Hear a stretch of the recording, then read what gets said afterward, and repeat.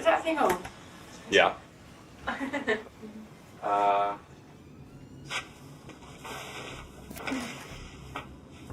Okay. Princess Diana, once the most famous face in the world. But there was also Private Diana, known only to a few. If you come in here, you sit down and be quiet. Gotta be very quiet. Very quiet. Don't touch it, William, because it's all focused on me. And this Diana had a story to tell. I was brought up in the sense that, you know, when you got engaged with someone, you love them. In 1992, she began recording a series of videotapes. Grandpa, he leapt upon me, started kissing me and everything. I thought, yeah, you know, this is not what people do. And he was all over me. This was a different Diana, uninhibited, free-talking, candid. We met 13 times before we got married. With a story that was rocking the foundations of the British monarchy. So I went to the top lady and I was sobbing and I said, what do I do? I'm coming to you, what do I do? And she said, I don't know what you should do. John was hopeless. And that was it. That was help. Ladies and gentlemen. There is no other footage that reveals her spirit so intimately. It has never been seen in Britain before. Diana knew there were few things more dangerous to the establishment than a princess with a story. You get into telling the story. No, I'm not. You're a storyteller. If you feel strong about a point, make it very strongly. You see how far you can go.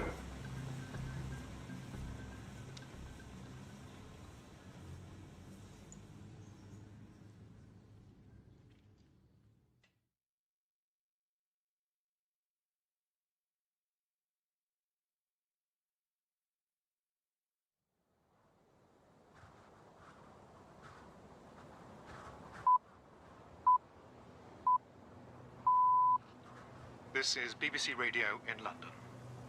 According to the French news agency, a French government minister has said within the past few minutes that Diana, Princess of Wales, has died. He said she was killed in a car crash in central Paris. I'll repeat that. Diana, Princess of Wales, has been killed in a car crash in the centre of Paris. This is a story from a green and pleasant land about a prince and his princess. According to legend, it was the birthplace of King Arthur and the Knights of the Round Table. But that was an ancient story about chivalry. This is a modern story.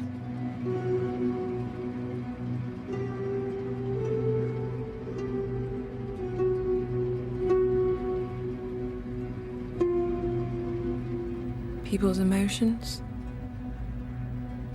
people's insecurities, people's distress, people's hopes and dreams.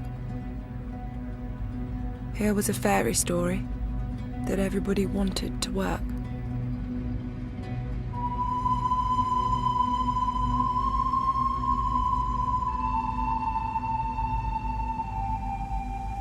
I knew that something profound was coming my way, and I was just treading water, waiting for it. I didn't know what it was, I didn't know where it was, I didn't know if it was coming next year or next month, but I knew I was different from where I was going.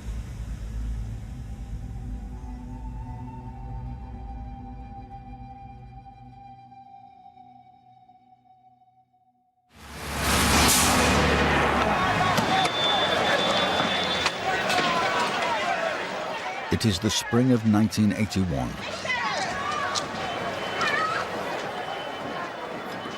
Mrs. Thatcher has been Prime Minister for nearly 2 years.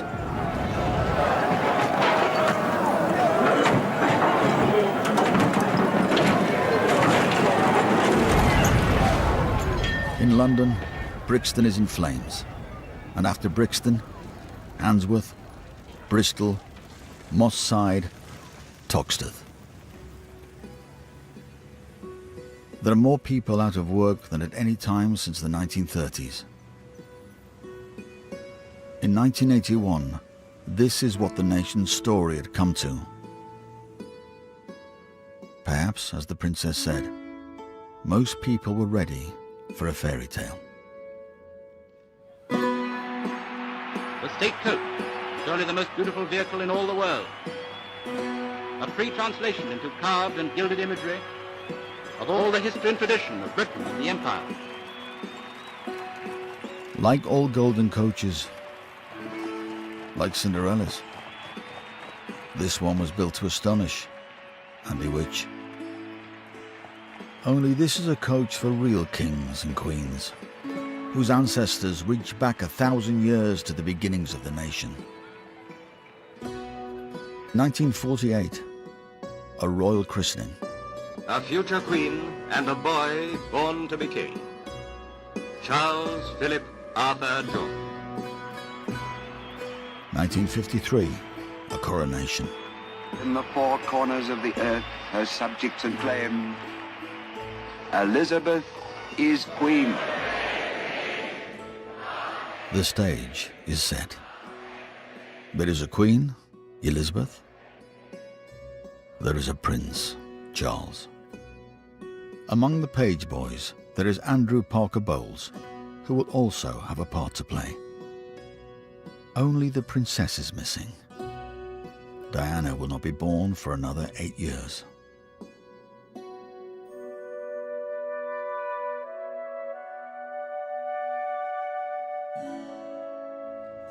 I was a rebel. I always did the dares. I always did the opposite for everybody else. I wasn't academically interested at all. I just wanted to be with people and have fun and, look on after people, things like that. I got the prize of being the kindest girl in school. I got the prize of This this. doesn't ring rebel. I know, So- but it was underlying. It was always there, Well, the rebel was going on underneath, but but it didn't come out. what do you mean? They didn't see it? They didn't see it. 1969, Diana is 8. Prince Charles is nearly 21. And at Carnarvon Castle, he's about to be invested as Prince of Wales. I, Charles, Prince of Wales, do become your liege man of life and limb, and of earthly worship.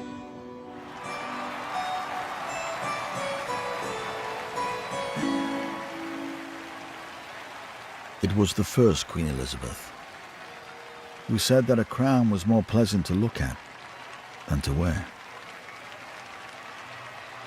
She knew there was a price to pay for being a queen or a king.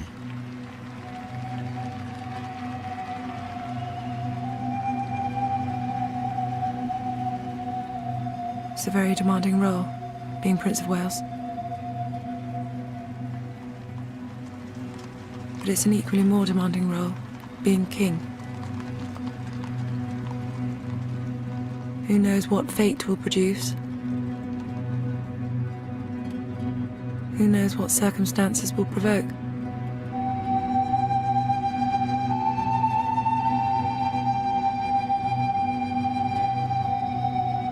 Do you have any thoughts about the lady that a Prince of Wales should marry? Yes. Well, I suppose, you see, it's awfully difficult because you've got to remember that when you marry, in my position, you're going to marry somebody who perhaps one day is going to become queen. And you've got to choose somebody very carefully, I think. And it's got to be somebody pretty special, because if you choose somebody who isn't used to it, it can, I think, probably cause the most awful tension.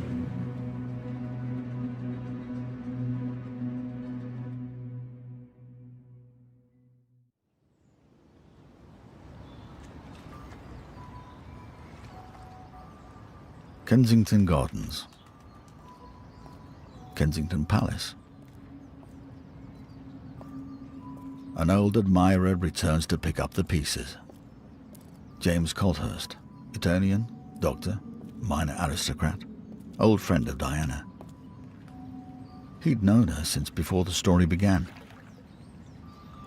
She must have been just about 17. Yeah, she was pretty young. Well, she was great fun. Real breath of joy. Well, she had a flat in just on the old Brompton Road. It was Earl's Court, it was Old Brompton Road. Loved it, so happy there. All girls of whom she was the declared chief chick. And I had 3 girls living with me. We had the best time of my life. And when fate came calling for Diana, James was in the front row, watching it happen. Diana invited me around to dinner, and as I arrived, she said, a little bit sort of excitable, she said, "I'm afraid I can't be here for dinner." I heard a good, strong engine of a car outside. The flatmates, they mentioned, it's Prince Charles, and at that stage, I think the die was cast, as it were. Is there any possibility that any announcement of your marriage in the near future can you tell me? Can you tell me if there's any possibility? I'm not going to say anything. No. But Prince Charles did give us a hint himself. He said we wouldn't have to wait too long. But when the thing really started to get serious, when I was being 18 and a half, I was asked to stay with some friends in Sussex, and they said, "Oh, Prince of Wales is staying at night, he's playing polo." So I thought, well, I haven't seen him for ages. He's just broken up with his girlfriend, that has just been killed. And I said, it'd be nice to see him. I was so unimpressed. Anyway, I sat there and this man walked in, and I thought, well, I am quite impressed this time round. I was different and everything else. He chatted me up, like a bad rash. He was all over me. I thought, And we were sitting on this bed and straw barbecue that night, and we were talking about Mountbatten and his girlfriend. And I said, "You must be so lonely." I said, "It's pathetic watching you walking up the aisle at St Paul's with Lord Mountbatten's coffin in front." I said, "Ghastly, you need someone beside you." Oh, wrong word. Whereupon he leapt upon me, started kissing me and everything. I thought, well, this is not what people do. And he was all over me for the rest of the evening, followed me around, everything, like a puppy. And, I was flattered, but I was very puzzled. Next day, he said, "You must come to Buckingham Palace now, I've got some work to do, but you wouldn't mind sitting there while I do my work." And I thought, well, bugger it, I do mind sitting there while you do your work. And I said that. And that sort of lit up something in him, because someone answered back. So it was quite a challenge. And then it started to gather.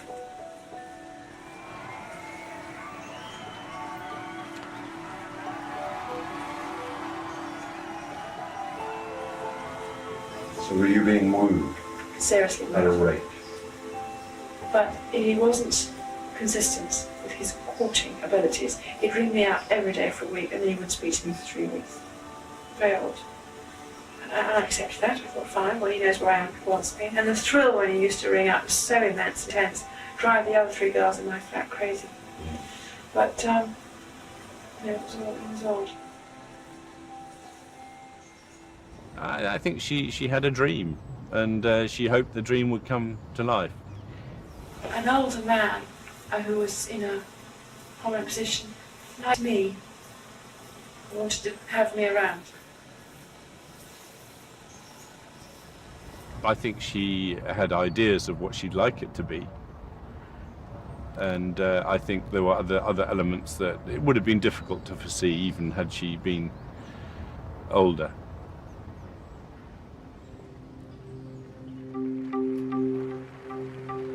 At the age of 19, although I was daunted at the prospect at the time, I felt I had the support of my husband-to-be.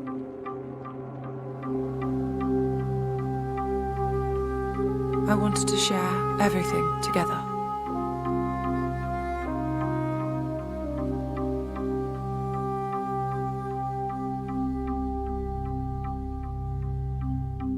Balmoral Castle, in the north of Scotland. Favourite retreat of the royal family. Now Diana was invited as a guest. It's like being sucked in. There's people pushing and people pulling, all in the same direction. But often, as Diana grew closer to the royal circle, she found that someone else was already there. Camilla Parker Bowles. Camilla went to the races.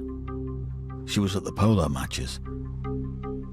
Sometimes, even at Balmoral, Camilla was also a guest. This is where Charles courted Diana, and this is where Camilla took a look at her.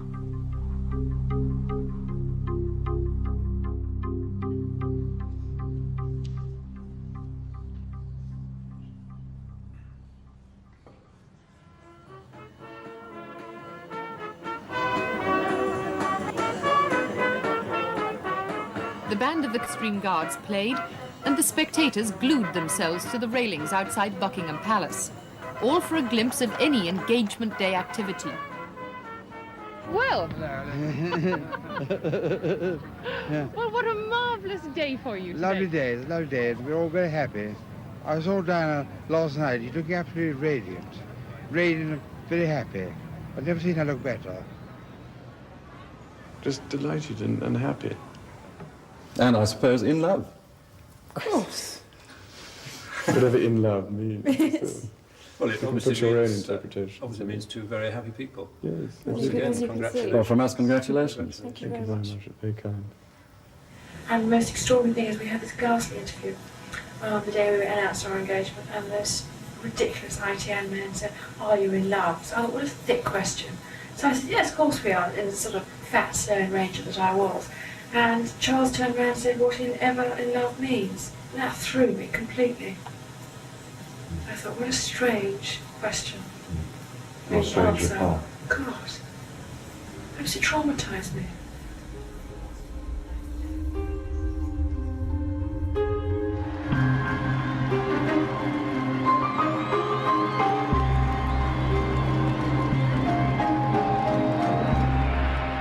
Well, the commanding officer, Lieutenant Colonel Andrew Parker Bowles, is just starting his inspection. Andrew Parker Bowles, of course, is an old friend of Prince Charles. They used to play polo together. He and his wife Camilla often entertained Prince Charles at their home in Gloucestershire. It has been rumoured that Prince Charles proposed to Lady Diana there.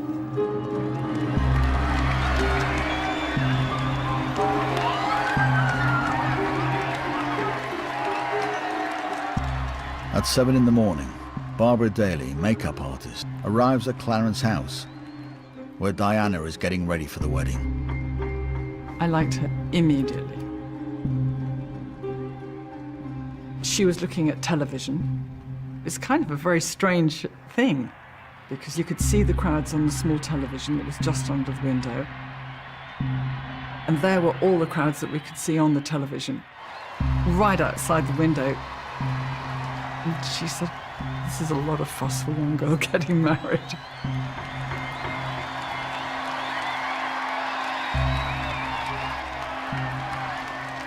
We met 13 times when we got married.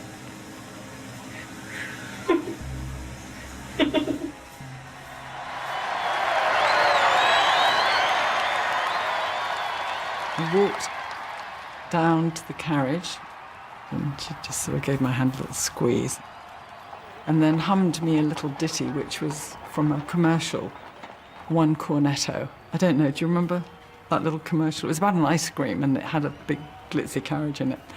And then off she went. Off she went.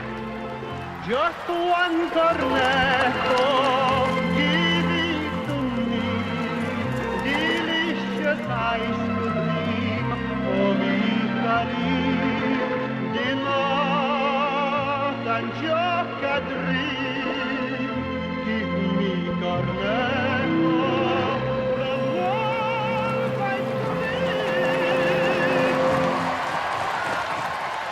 dream. Beautiful girl. The handsome prince, the sunshine, the crowds. A fairy tale. It was magical.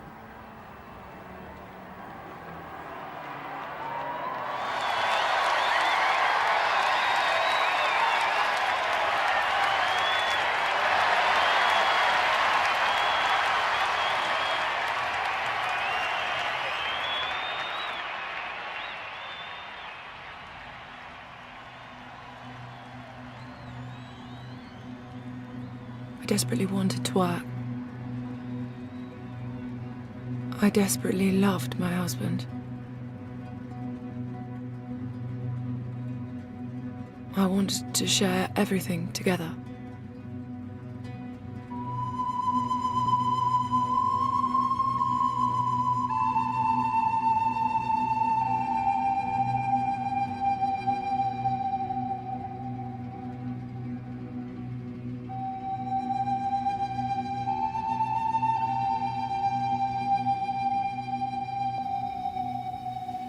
Charles Philip Arthur George, wilt thou have this woman to thy wedded wife?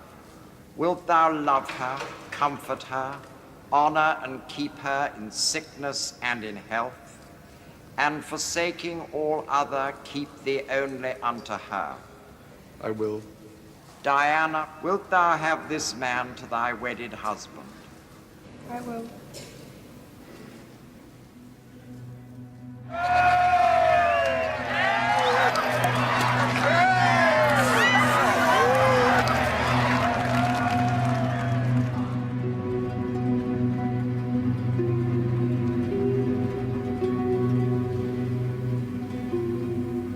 Here is the stuff of which fairy tales are made. The prince and princess on their wedding day. For marriage has both a private face and a public importance. It must be specially true of this marriage, in which are placed so many hopes, and stand for the truth that we help to shape this world and are not just its victims.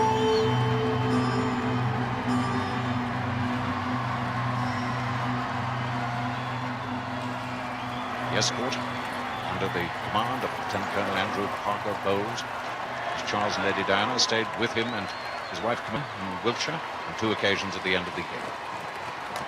So they're among friends as they ride along the mountain.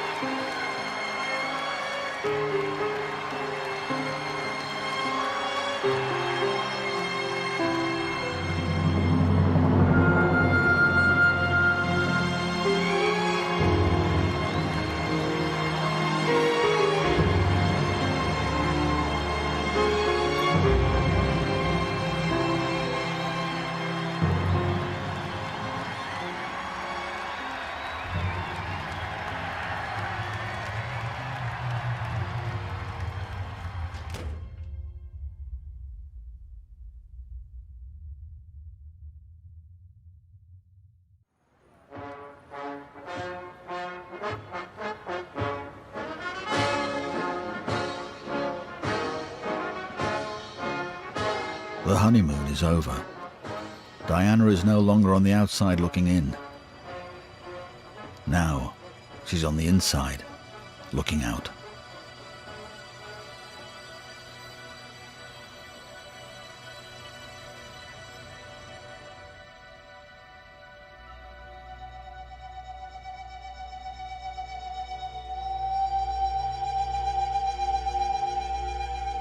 In a space of a year, my whole life had changed, turned upside down.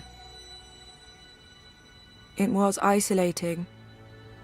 You had to either sink or swim.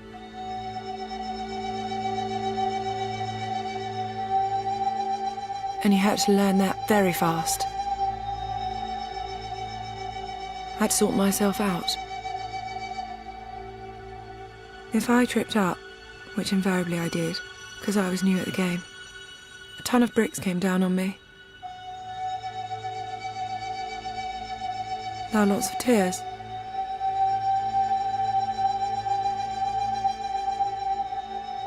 It was a few months after the wedding. Diana was 20 years old. In the autumn of 1981, she came here to the English National Ballet to take lessons from the dance instructor, Anne Allen. Lovely. And release. Lovely, darlings. Great, that's beautiful. All right, something completely different. Feet parallel. Yes? Bending 1. Stretching 2. Relax out before we start. Deep breath. So, I was her private dancing teacher. That's it. There you go. When I first met her, you could see that there was huge shyness. But over time, as we went through our dance class, realized just how much dance meant to her.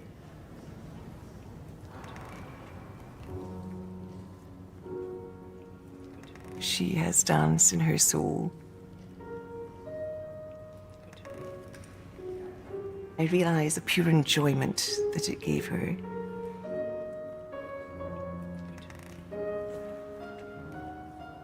She loved the freeness of being able to move and dance. She loved it. She loved it. I could see it helped to alleviate her emotional life. That was hard for her at that time.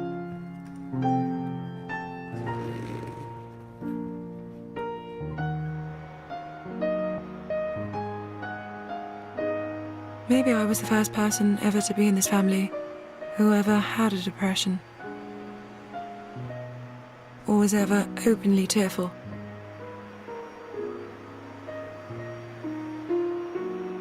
I was brought up in the sense that, you know, when you got engaged with someone, you love them.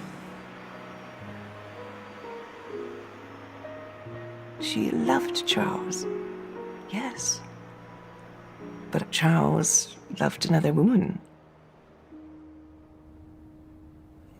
It's very hard for any woman, when you love someone and you realize that perhaps they don't love you. Or I think it made her very sad, devastated. She felt she wasn't enough.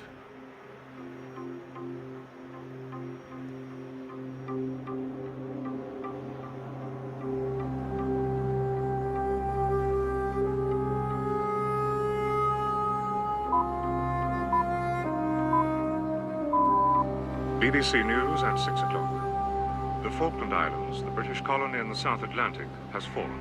That's what Argentina is saying. For the first time for many years, British sovereign territory has been invaded by a foreign power. That a large task force will sail as soon as all preparations are complete.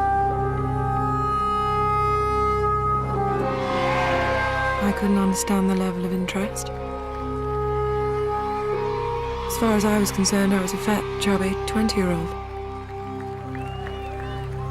My husband and I had to keep everything together, and yet there was a lot of anxiety going on within 4 walls.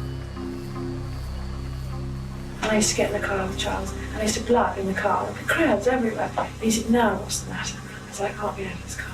He said, "Worse, I got this phobia, I can't get out of this car. I don't feel safe in it." And I was neurotic always. But then when I got out of the car,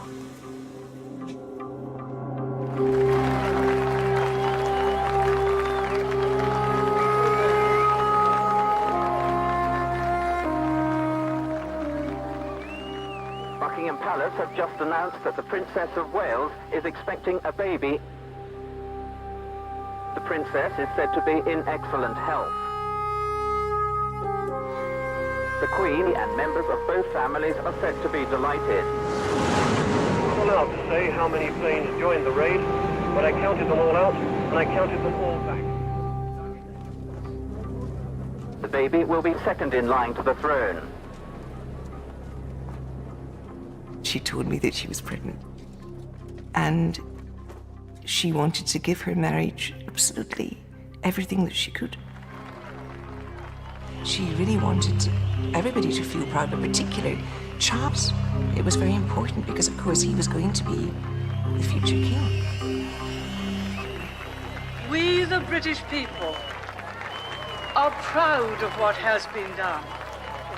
Proud of these heroic pages in our island story. Proud to be British.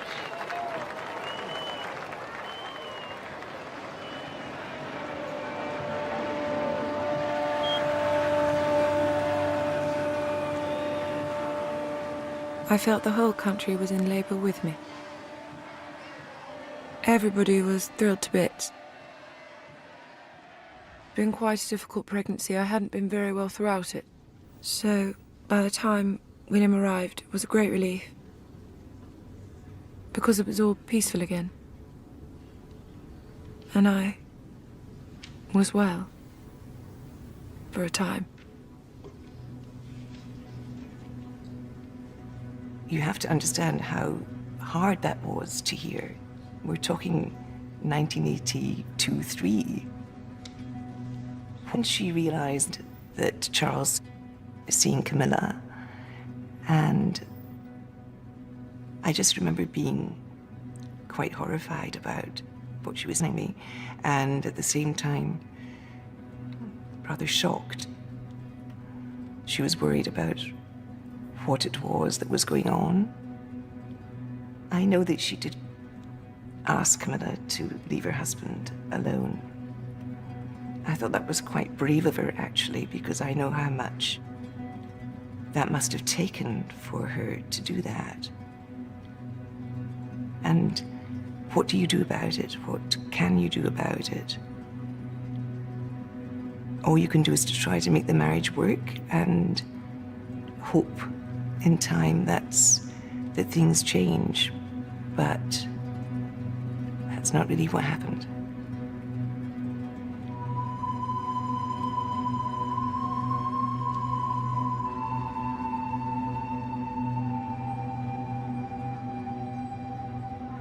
I don't think the concerns about Camilla ever stopped. She was aware things had been going on. The staff all knew. Everybody knew. Everybody knew where he was going. So she didn't know who to trust.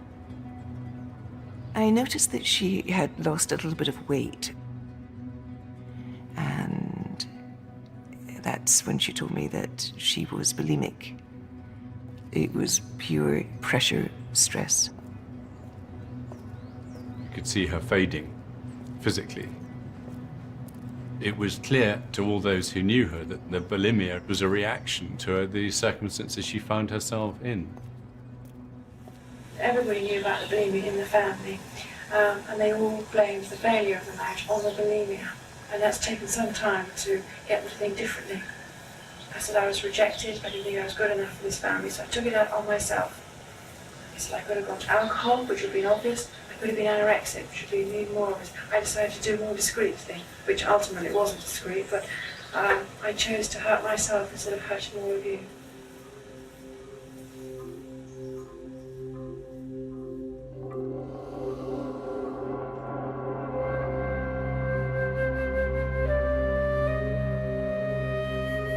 I felt compelled to perform, compelled to go out and do my engagements and not let people down. And in a way, by being out in public, they supported me. Although they weren't aware just how much healing they were giving me, and it carried me through.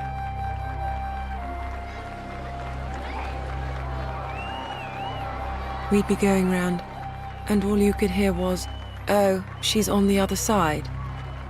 Now, if you're a man, like my husband, proud man, you mind about that if you hear it every day for 4 weeks. You look as if you've got tears in your eyes. Why? I've been waiting for so long to see her. Oh. She's beautiful. With the media attention came a lot of jealousy. I've come to the conclusion that really it would have been far easier to have had 2 wives. To have covered both sides of the street. And I could have walked down the middle, directing the operation.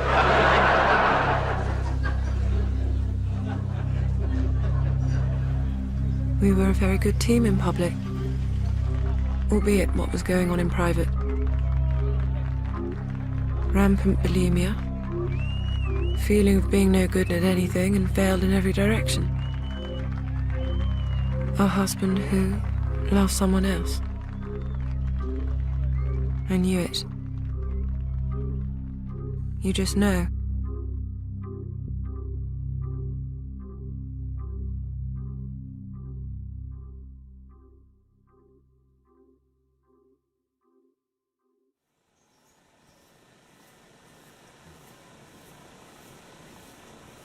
When I was 24, 25, I fell deeply in love with somebody who worked in this environment. And it was all found out, and he was chucked out, and then he was killed. And that was the biggest blow in my life, I must say. Which I don't find easy to discuss. 1985.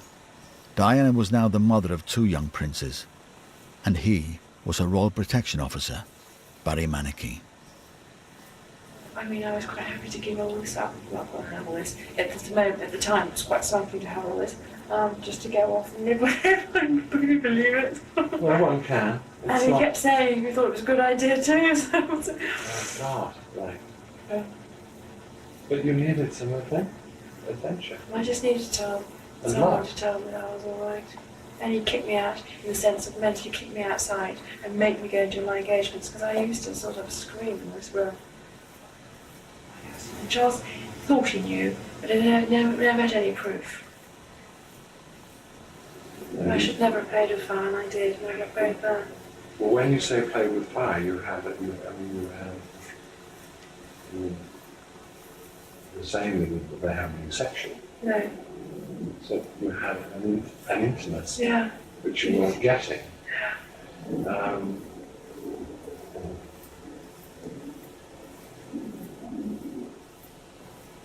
And the thing, yes.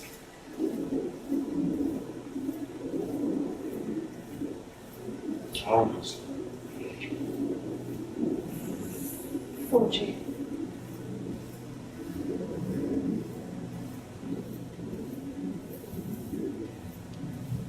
Did you flirt with your dad? Yeah, I suppose you could say I did, yes. I'm sure I did. I was like a little girl in front of the house. Desperate for praise. Desperate.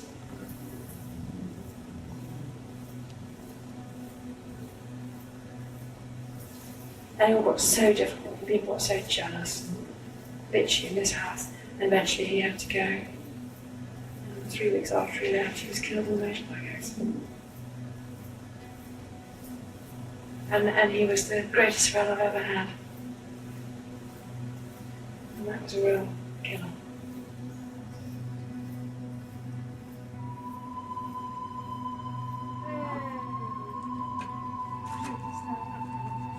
There were 2 unhappy people in the marriage. In a letter, a year later, Charles told a friend, "I'm in a kind of cage, pacing up and down and longing to be free." How awful incompatibility is, and how dreadfully destructive it can be for the players in this extraordinary drama. It has all the ingredients of a Greek tragedy. Friends on my husband's side were indicating that I was unstable, sick, and should be put in a home of some sort in order to get better.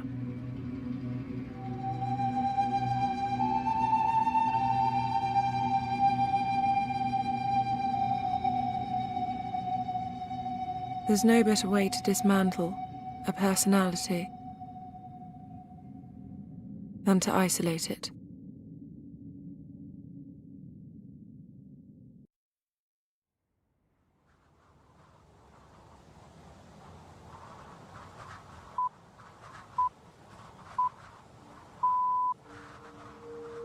A mysterious brain disease has spread to more than 50 herds in 14 counties.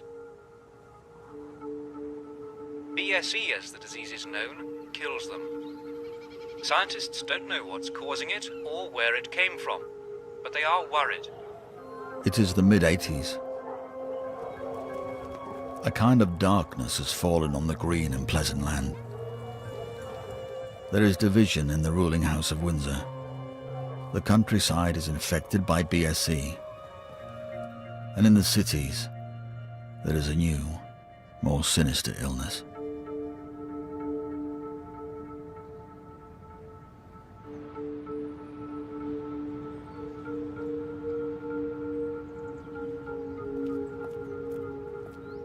My view of the royal family before I went to work for them, like most people of my age, I'd go into the monarchist camp. You know, it was a pretty good institution, good for Great Britain. Then suddenly you jump inside this box of royal magic. And you find out how these tricks work. And the kudos of who these people are wears off pretty damn quick.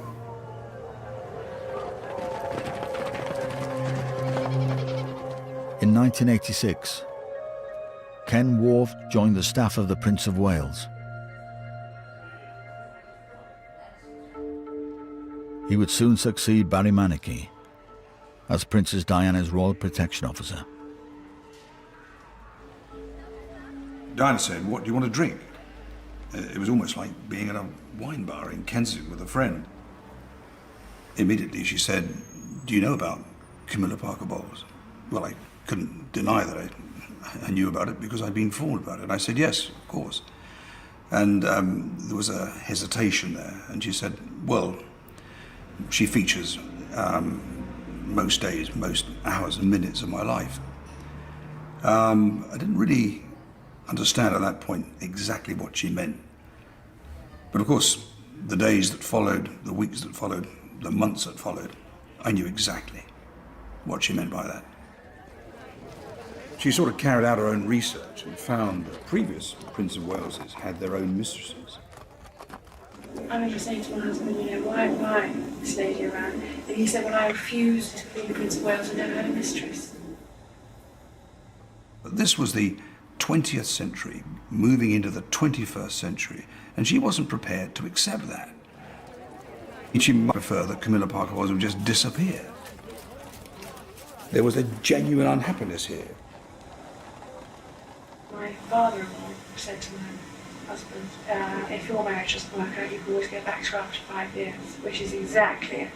I mean, for real, I knew that had happened after 5 years. I knew something was happening before that, but the 5th year, I had confirmation, so I went to the top lady, and I was sobbing, and I said, what do I do? I'm coming to you, what do I do? And she said, I don't know what you should do.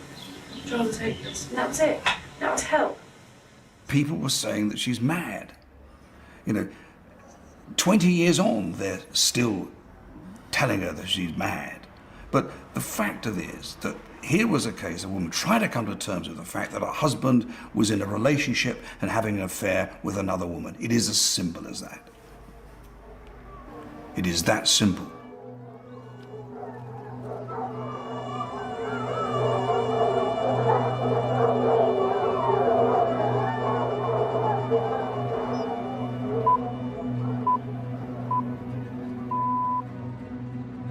For the first time, doctors from all over Britain have met to discuss AIDS, the disease that's already claimed over 600 lives in the United States.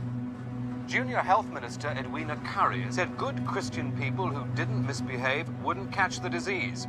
And she advised businessmen who traveled... Then I found myself being more and more involved with people who were rejected by society. I found an affinity there.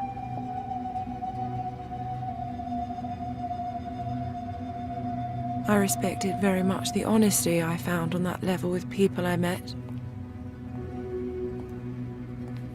When I used to sit on hospital beds and hold people's hands, when I saw the reassurance that gave, I did it everywhere.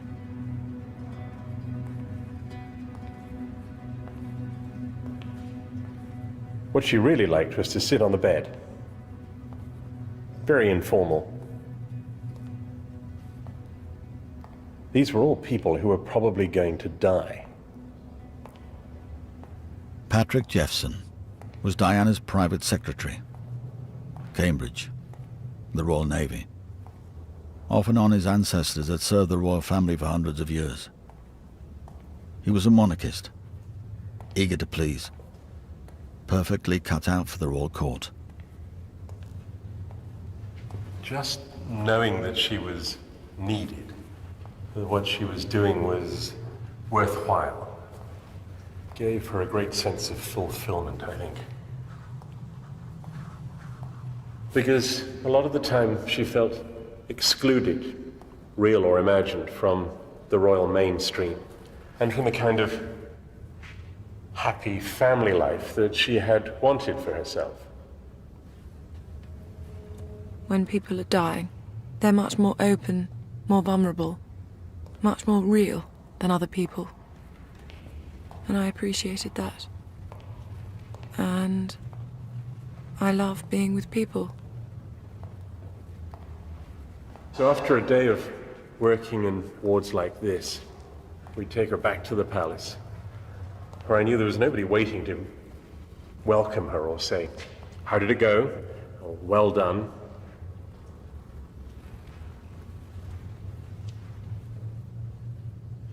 So increasingly, this sort of work became more and more important to her.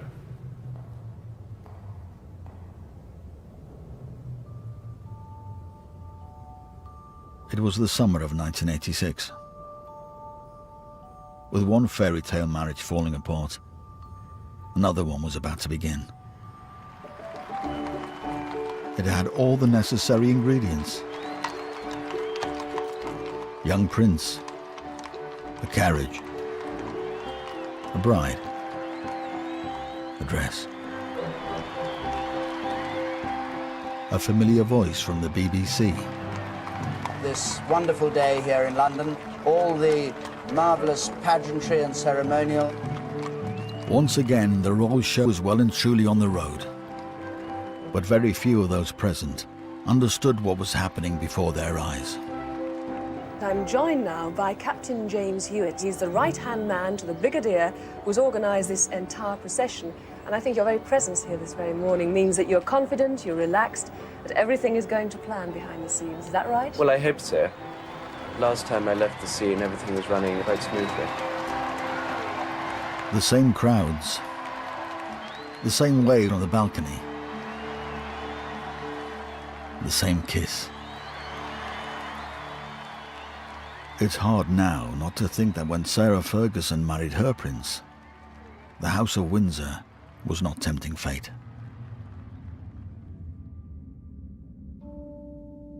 No one knew then what we know now. Charles was with Camilla. Now Diana was involved with the captain of the guard. For the Royal House of Windsor, the royal family, this was not the direction the golden coaches were supposed to be headed.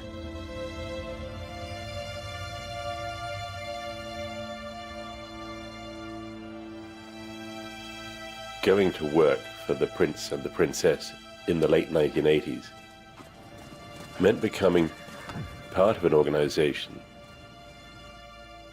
that had as its #1 priority keeping quiet about the fact that this was a marriage in name only. There's virtually no sexual relation with you and the child. Sort of once every 3 weeks. And then it fizzled out about 6 years ago. The #1 priority was to maintain what turned out to be a lie. And she was saying, why aren't you with us? Why don't you want to be with us? Clearly there was something amiss. She actually loved her husband.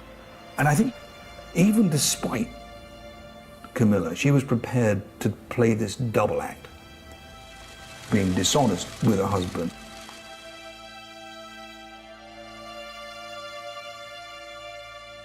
But the trouble was, being asked to maintain that facade distanced us from the true principles of decent behavior, of monarchy.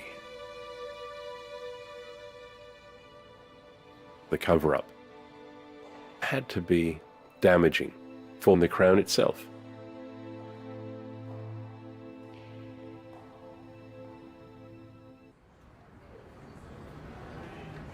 Camilla's sister's birthday. I could hear Diana shouting my name. I said, Ken, I can't find my husband, and I can't see Camilla either. Anyway, it was a nursery, I remember. And there was Charles and Camilla sat on this small sofa, talking. And I don't know where Diana just managed to conjure up this confidence, but literally walked across and just calmly said to Camilla, and the Prince of Wales was completely shocked by this, although thinking about it, must have expected that she would have noticed that they weren't in this room. And she said, look, I know what's going on. You know, I understand that. So don't, you know, sort of treat me like an idiot. And Camilla said something really unusual and said, well, it's all right for you, Diana. You've got two wonderful boys. You can make of that what you like. I've never understood it. But suddenly, this was an awakening, because Diana knew at this point there was no hope or any chance of a reconciliation. So this had taken nearly 8-9 years to reach this point, but in her eyes had proved that this meeting, this liaison, was never going to break up and was never going to bring about a satisfactory relationship in her eyes. This was the beginning again. So I had to cut my own path.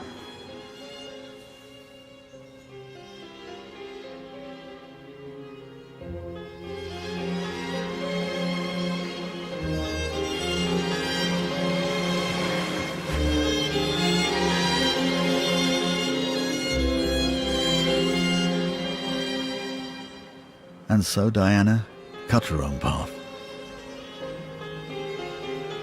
Gone now was the chubby Sloane Ranger. This was a new Diana. The people's princess in the making. Independent, modern,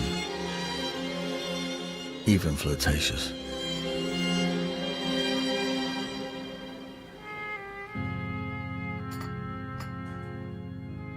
Not everyone was pleased. There was a great deal of jealousy from the Grey men who sat behind Prince Charles, not wanting him to be living in her shadow. Her character was being written down, as she saw it, as a campaign to sideline her and remove her from the boys. That was her worry, was that she was going to lose the boys. Overriding above everything else, that was the concern, and that they were using a character rundown as a means of enabling that to happen, or even making it the absolutely logical and understandable next step. And she told you this? Oh, yes.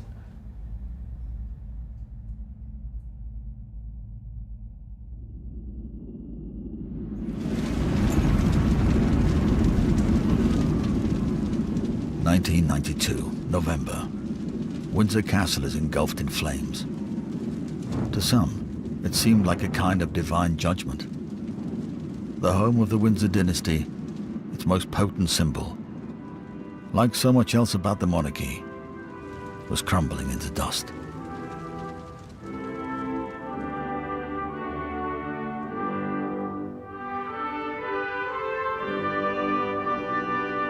(1992) was the 40th anniversary of the Queen's accession to the throne. It had not been a happy year. and in a speech she gave to the Guildhall in the City of London, there was a note in her voice that we'd never heard before.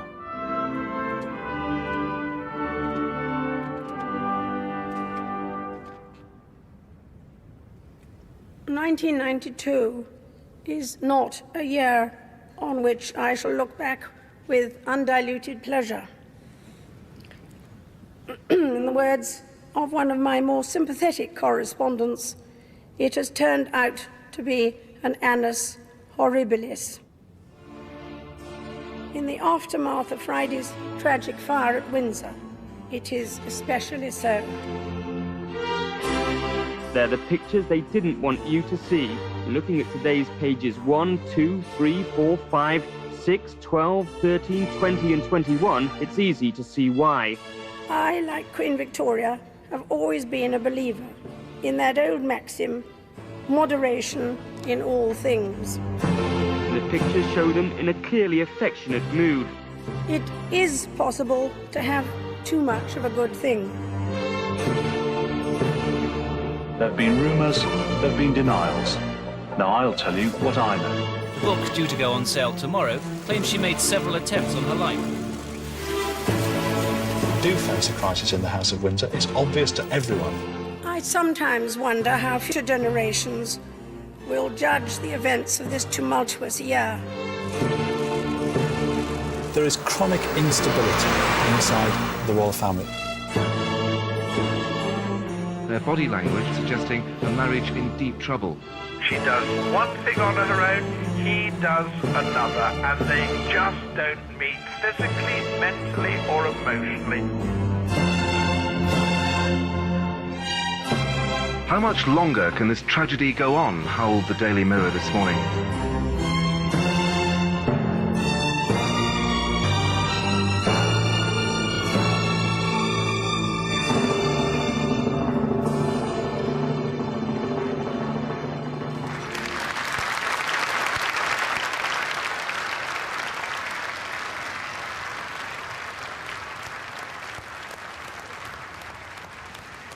The number of BSE cases still rising. Then really, the only thing you can do is the beast must go for slaughter.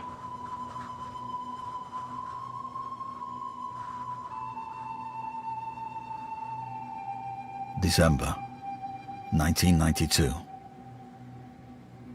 2 weeks after the Queen's speech, it was officially announced that Diana and Prince Charles had decided to separate. La France va-t-elle redonner le sourire à Lady Diana? La princesse qui a débarqué tout à l'heure à Paris était radieuse, rayonnante.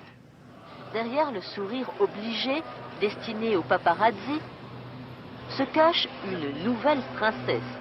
Diana, la princesse trahie par l'institution monarchique outre-Manche, déterminée à donner un sens à son existence de princesse.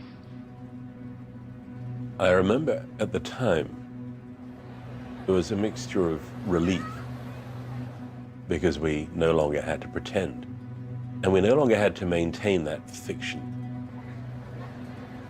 But at the same time, we were always conscious that there was a big, silent, rather threatening presence that told us, certainly told me, that the princess wasn't really wanted anymore. Everything changed after we separated. Life became very difficult then for me. People's agendas changed overnight. I was a problem, I was a liability. How are we going to deal with her? It became a condition of your patriotism that you must therefore support the Prince of Wales. The belief that if we were loyal monarchists, we had to be on his side. Well, I'm sorry. As a loyal monarchist, my loyalty was to the principles of the British Crown. And I saw royal virtues embodied in her more than in him. But I think the real damage was done by those who tried to marginalize her, or in more recent years, airbrushed Diana out of royal history. They saw that their man's path to the crown would be a great deal easier if he were not competing for popularity with his ex-wife. Every strong woman in history has had to walk down a similar path. It's the strength that causes the fear. Why is she strong? Where did she get it from? Where is she taking it? Where is she going to use it? I'll fight till the end.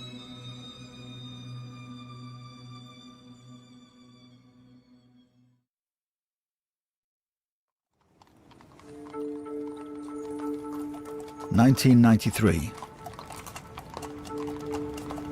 The lines of battle have become clearer. There is a Charles camp, there is a Diana camp. Behind Charles, all the ancient power of the royal court. But for Diana, power lay in the court of public opinion. And to strengthen her advantage, she was taking lessons with a speech coach. Can I watch it? Oh. If you come in here, you sit down and be quiet. You've got to be very quiet. Very quiet. Don't touch it, William, because it's all focused on me. Okay, let's pretend, right? Okay, so Your Royal Highness, you're currently concentrating very much on your charity work. Would you like to tell us why you feel it's so important to you? I got nothing else to do. She's awful. I was recording. Sorry. Take two. No, just record the lot. Go back to the top now, because this is what we're doing. Number one, she had been abandoned by her family, having become a huge embarrassment and disgrace. Each person is born with individual qualities and potential. Slightly faster now. Let's move on, yes. Only slightly. Get a little angry now with that. I can't be angry and speak like Yes, that. you can. I can't get my words out. I'm so tired. When am I going to see you when you're not tired? The mornings, ladies and gentlemen. More energy. Stop. There's a lovely chunk in there. You were pushing the thing out, and it started to come from you. That's what connects you, and see who we're after. So I'm not manufacturing you. I'm just bringing out that bit of you that wants a voice, which is the 30-year-old woman, 31-year-old woman, who has something important to say. You've got a voice that people want to hear. You're telling a story. You're a storyteller. And the quality you have, which they haven't got, is that you talk to them from the guts. You know, person of the people. They're scared of that. So let's not lose it. Let's keep it. Diana had no intention of losing that special quality that her husband's camp was scared of. The British people need someone in public life to give affection. I can give love for half an hour, for a day, or a month, but I can give. I know I can. Everything is so vivid, stunningly beautiful.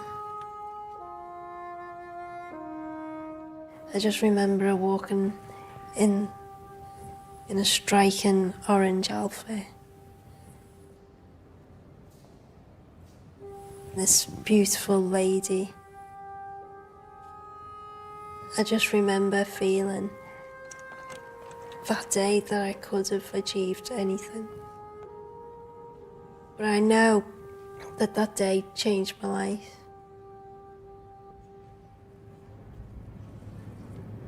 This was where we were, wasn't it? When we were waiting for her. We were in that room over there. We went in with her. And then she came round that corner when we were least expecting it. Yeah. She was just so warm, and it was like just having a chat with a friend. She related myself and my sister to William and Harry, which was quite surreal. It was as if you'd known her for a long time. Press were not allowed into the room where Gemma met Diana. Only one photograph exists, a paralysed 11-year-old from Liverpool and a princess who had now become the most famous woman in the world. She was the most genuine person I've ever met. She just oozed it. You could tell straight away that she was genuinely interested. She genuinely cared. Even now, I still can look back on that meeting and it helps me get through. I don't think there's another human being who could have such impact in such a short space of time. She understood personal struggle, and she'd been through her own trials and tests in life, and I think she could relate to people going through their own personal battles.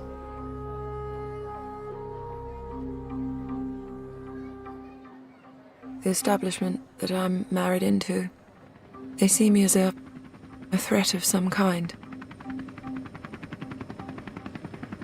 Because I lead from the heart, not the head.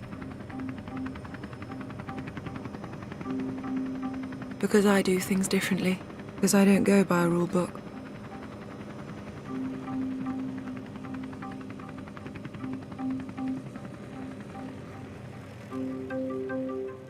For Charles, the threat was real.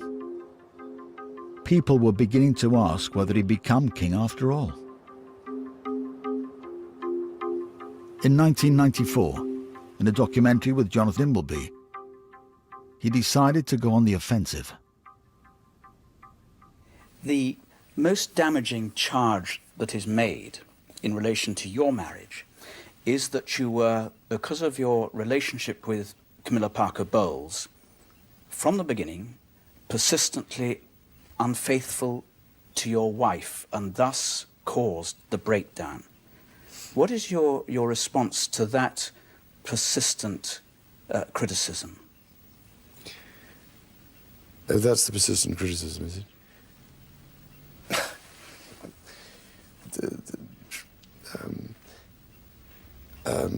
Mrs. Parker Bowles is a great friend of mine. I have a large number of friends. I'm terribly lucky to have so many friends. She has been a friend for a very long time and will continue to be a friend for a very long time. That's what friends are for. Were you faithful and honourable to your wife when you took on the vow of marriage? Yes, absolutely. And you were? Yes. Until it became irretrievably broken down. Us both having tried.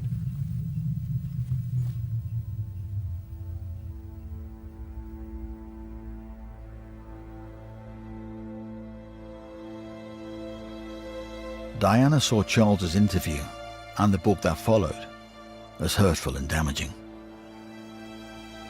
She was on the receiving end of a whispering campaign in which everything from her competence as a princess to her suitability as a mother and her, indeed her very sanity were being questioned. She was faced with a choice of either meekly turning a deaf ear to what was being said about her, to falling in with the plans of people who wanted to see her excluded, marginalized, or doing something about it. Whenever she felt threatened, Diana had always followed the same idea. She believed that if only people could hear her real story, she would always have their support. In 1992, she had sent for her old friend James Coulthurst, who secretly smuggled out the recorded interviews used by Andrew Morton for his book, Diana, The True Story. She was in a corner and she felt it and she wanted to explode. Yes, it was explicit about the state of the relationship, but it wasn't nearly as fierce as we know it could have been. Later, there were long nights, also in secret, improving her storytelling skills with her speech coach, Peter Settler. Listen, you're dreaming. This is having a bad day. In 1995, Diana felt her back against the wall once more. And on the 5th of November, bonfire night, she prepared to tell a story again. This time to BBC's Panorama. Do you really believe that a campaign was being waged against you? Yes, I did, absolutely. Yeah. Why? I was a separated wife to the Prince of Wales. I was a problem, full stop. Never happened before. What to do with her? Can't we pack her off to somewhere quietly rather than campaign against her? She won't go quietly. That's the problem. I'll fight till the end because I believe that I have a role to fulfill. And I got 2 children to bring up. Listen to yourself. It was not only what Diana said on Panorama that surprised people, but the way she said it. That was the real revelation. She chose to fight back in some pretty unconventional ways. She actually was an extraordinarily strong person. We must recognize that The people who criticized her always underestimated her.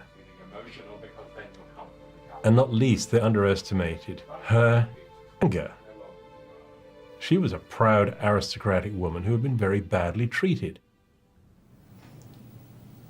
Do you think you'll ever be queen? No, I don't. No. Why do you think that? I'd like to be a queen of people's hearts, in people's hearts. But I don't see myself being queen of this country.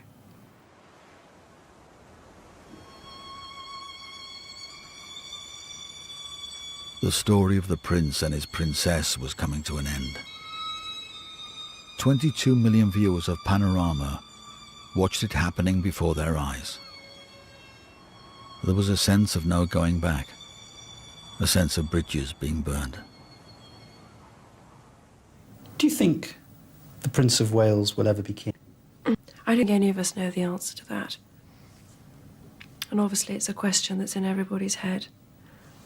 But who knows? Who knows what fate will produce? Who knows what circumstances will provoke?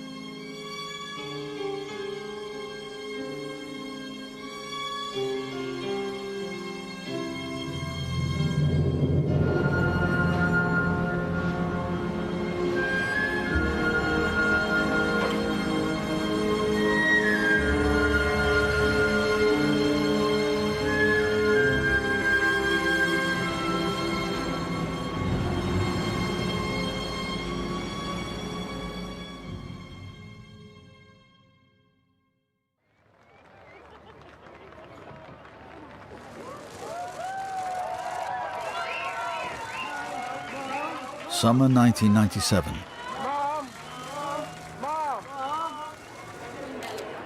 The prince and his princess are divorced.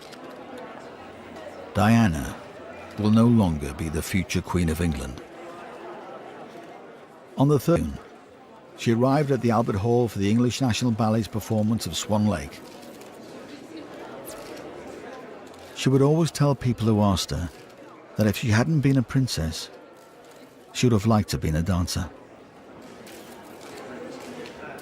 Now, she had come to the ballet for the last time.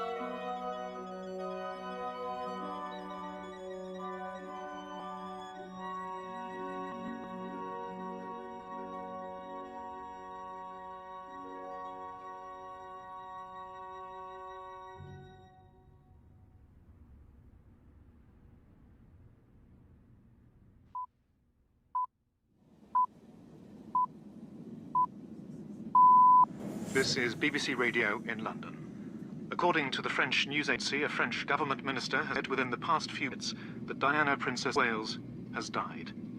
He said she was killed in a car crash in Paris. I'll repeat that. Diana, Princess of Wales, has been killed in a car crash in the centre of Paris. I remember coming on breaking news, and it was just too much to even absorb. The idea of what had happened.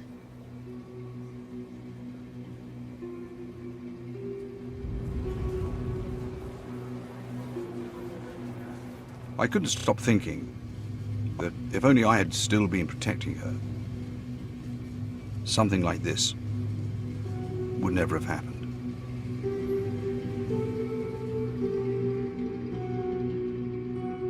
Her last few months didn't give me the impression that she knew where she was going or how she was going to get there or who she was going to go with.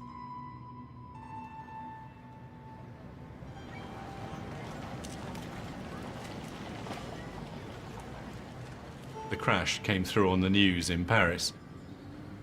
And strange enough, I expected her to call. Of course, when she had a crisis, that's when she'd sometimes call. Of course, she wasn't going to call. It was an odd feeling. A sense of the fate.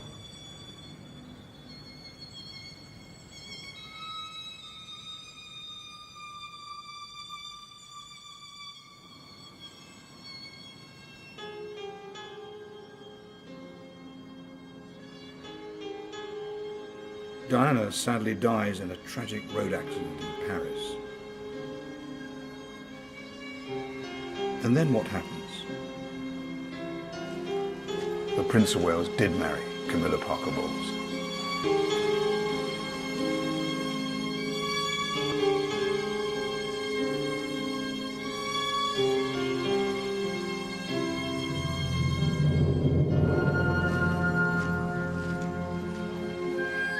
Now, if only Diana could have been around, she would have said to me, "You see, Ken, I wasn't wrong, was I?"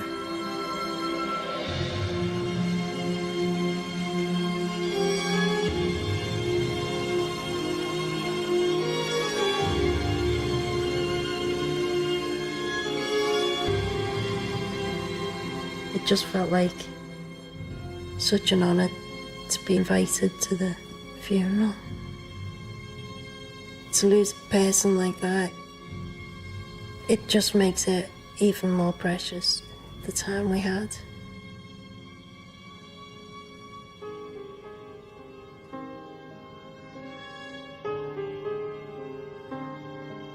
A lot of the things that I admired about the monarchy, for me, died with the Princess of Wales. And more than that, with the way in which she was treated before she died. That idea of the monarchy has died for me.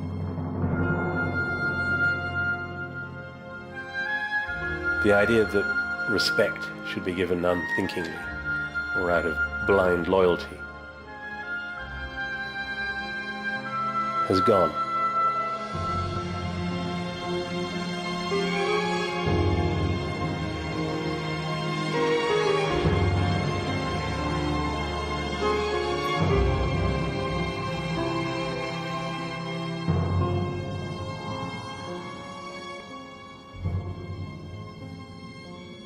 People's emotions, people's hopes and dreams. The fairy story had come to an end.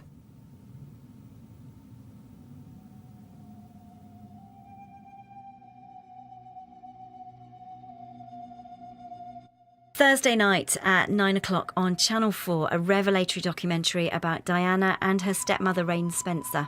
It's the story of two formidable women and their extraordinary lives through marriage, divorce and tragedy.